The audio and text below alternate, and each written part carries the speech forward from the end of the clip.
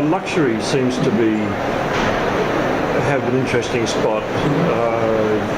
Again, I think that the reason for that is, of course, the 2008-2009 crash. The word incentive was almost, there were companies that were taking the word incentive out of their value proposition. In some respects, their company name, because all of a sudden incentives were regarded as a waste of money, a jolly, and companies were really tightening it, particularly governments as well. And all of this year, what I've noticed is that incentives are starting to come back. So obviously a lot of incentives can be tied up with kind of the higher end hotel properties or destinations and resorts. So that's one thing that I have noticed this year. There's much more an emphasis now on incentives again. That's sort of what I was picking up as well, and that the higher end resorts and the perception of quality is creeping back in. I thought that was really quite interesting. I think budgets are now starting to be loosened just a wee bit. Lead times are starting to be a little bit longer.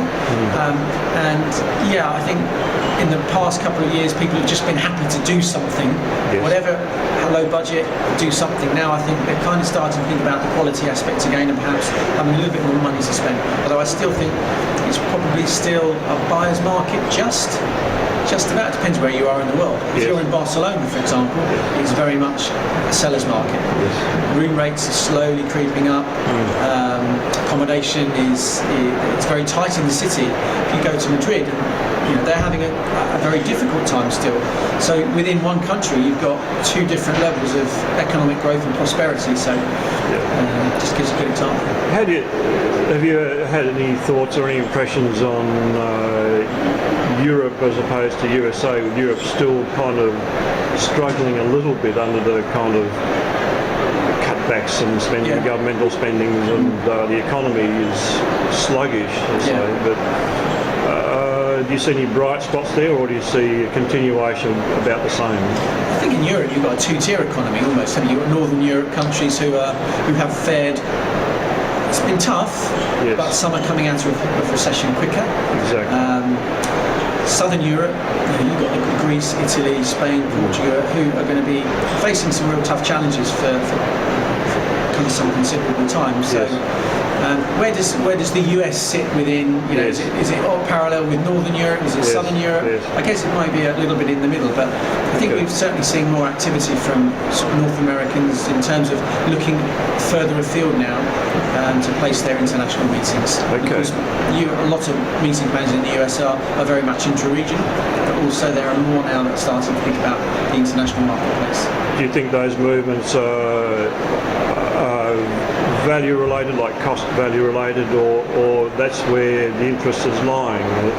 For instance, for South Africa had a huge interest in the press release now. China is obviously interesting because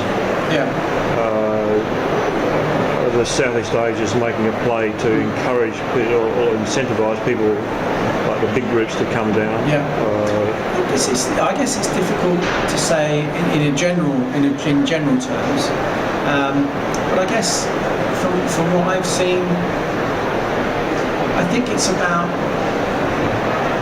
Firstly, it's about budget. And American meeting planners are.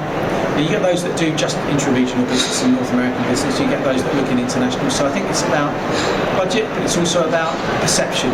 The perception that it's okay now to go on a longer haul meeting or an incentive. It's kind of becoming okay to be seen to do that. Whereas over the last 3 or 4 years, it's been you don't do that. You can't do that. So corporations, their policies, and the government policies, for example, are starting to soften a bit.